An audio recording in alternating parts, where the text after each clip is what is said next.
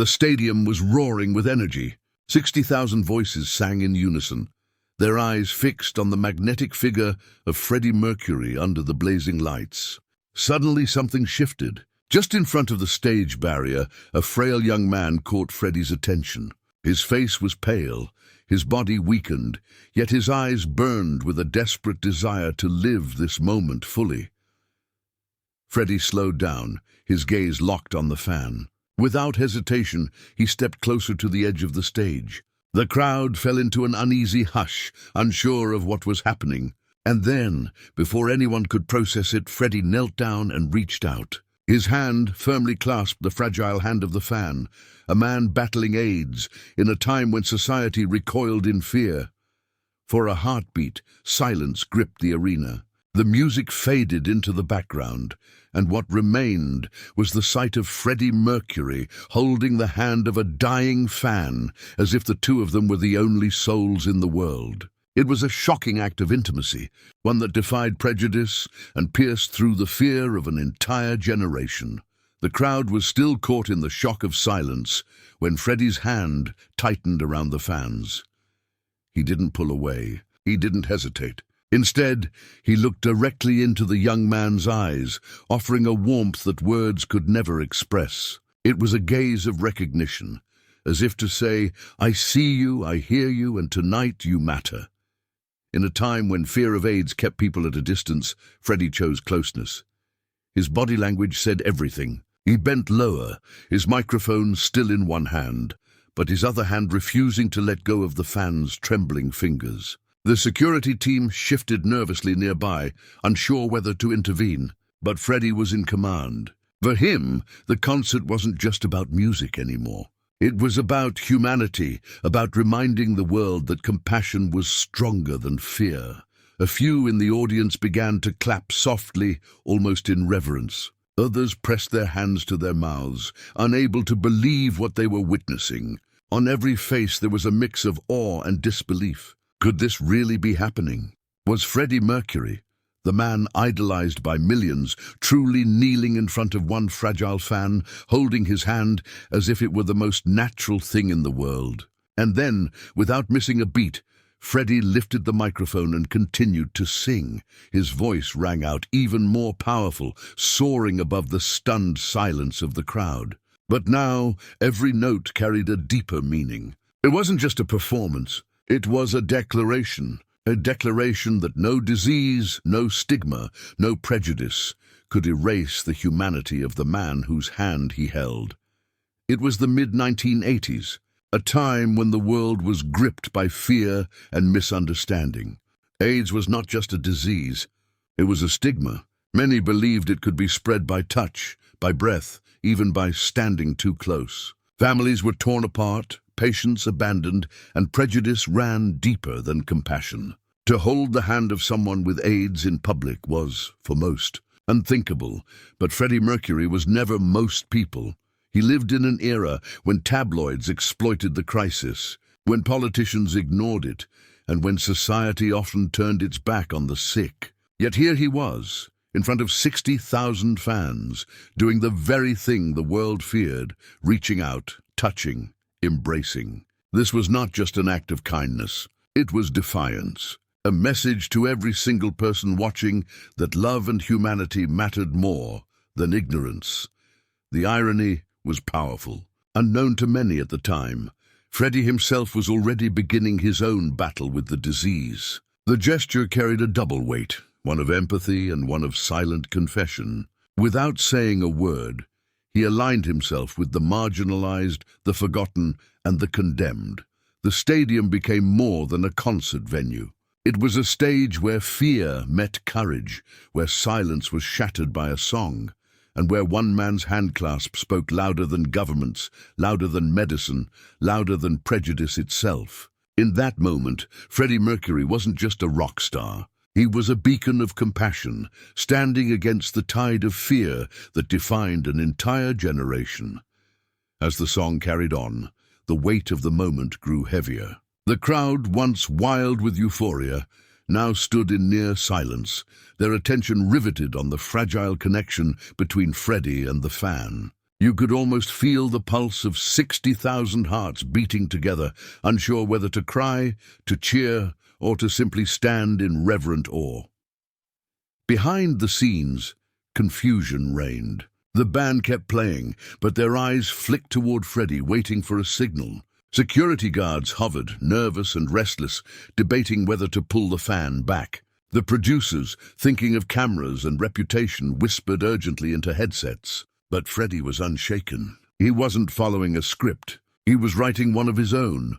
The young fan, his face lit by the stage lights, clung tighter to Freddie's hand, as if drawing strength from it. For him, this wasn't just a touch. It was validation, it was dignity, it was the reminder that his life still held meaning. And for every person watching, it was impossible not to feel the raw humanity radiating from the scene. The tension was electric. The silence wasn't emptiness. It was charged with expectation. Everyone knew something unforgettable was unfolding before their eyes. Freddie Mercury, the flamboyant showman who commanded stadiums with his voice, was now commanding them with silence and with the simple, unwavering act of holding a hand. And then it happened, the moment that transformed silence into thunder. With the microphone still in one hand, Freddie slowly raised the other, lifting the fragile arm of the fan high into the air. For a split second, the stadium held its breath. Then, like a tidal wave, the audience erupted in sound, cheers, applause, and cries merging into one unstoppable roar. Freddie's gesture was more than symbolic. It was an act of defiance against fear and prejudice. By raising the fan's hand, he wasn't just acknowledging one man's struggle. He was declaring his dignity before the entire world. In that gesture, the fan was no longer anonymous, no longer invisible. He became the embodiment of courage and humanity. The young man's eyes filled with tears, his frail body trembling under the weight of the moment. He wasn't alone anymore. 60,000 voices cheered for him, embraced him, and gave him the dignity society had too often denied. For that instant, he was not defined by disease. He was defined by triumph, and Freddie, towering above him with that raised hand, seemed almost like a prophet on stage. His voice carried over the crowd, each lyric imbued with power, as though every word was dedicated to that one fan and to everyone who had ever felt cast aside. It was a moment of pure transcendence, one that no one present would ever forget. As Freddie held the fan's arm high, the stadium transformed into something more than a concert venue. Lighters flickered like stars across the night, flags waved in the air, and tears streamed down countless faces. The audience, once there to celebrate music, had now become witnesses to a deeply human moment. They weren't just cheering Freddie. They were cheering the bond between two souls, one famous and one forgotten, now united in dignity. Some fans pressed their hands to their hearts, unable to contain the flood of emotions. Others wrapped their arms around strangers beside them, sharing in the raw compassion that swept across the crowd. What began as a simple gesture had become a wave of collective empathy. Breaking down the invisible walls that fear had built for years, the young fan, visibly overwhelmed, leaned against the barrier with tears streaming freely down his cheeks. For a moment, the weight of his illness seemed lighter, replaced by the strength of 60,000 voices lifting him up. He was no longer hidden, no longer shunned. In that stadium, he was celebrated, embraced, and immortalized. Freddie, still singing with unshakable power, allowed the applause to flow like an ocean around him. He had always known the power of music, but that night he unlocked something even greater, the power of shared humanity. Together, the crowd and their idol created a memory that was destined to live far beyond the walls of the stadium. The morning after the concert, newspapers rushed to describe what had happened. Photographs of Freddie Mercury holding the fan's hand appeared across front pages, capturing a moment that words could barely contain. Some headlines praised his bravery, others struggled to understand it, but all agreed it had been unforgettable. In a decade, when fear of AIDS dominated the conversation, this single act of compassion broke through the noise. For fans who had been in the stadium, it was more than just an article in the paper. They carried the memory with them, telling friends and family how the atmosphere had changed, how an entire crowd had been united in tears and applause. Stories spread like wildfire, passed from mouth to mouth, ensuring that the fans' dignity and Freddie's defiance would not be forgotten. Activists and patients within the AIDS community felt the impact most deeply. In a time when they were silenced and pushed aside, Freddie Mercury's gesture gave them a voice. He had shown the world that they were not untouchable, not invisible, not unworthy of love. That image of a superstar kneeling beside a dying fan became a beacon of hope. For Freddie himself, the moment carried an even greater weight. Though he didn't speak about it publicly, those close to him knew he was already wrestling with his own reality.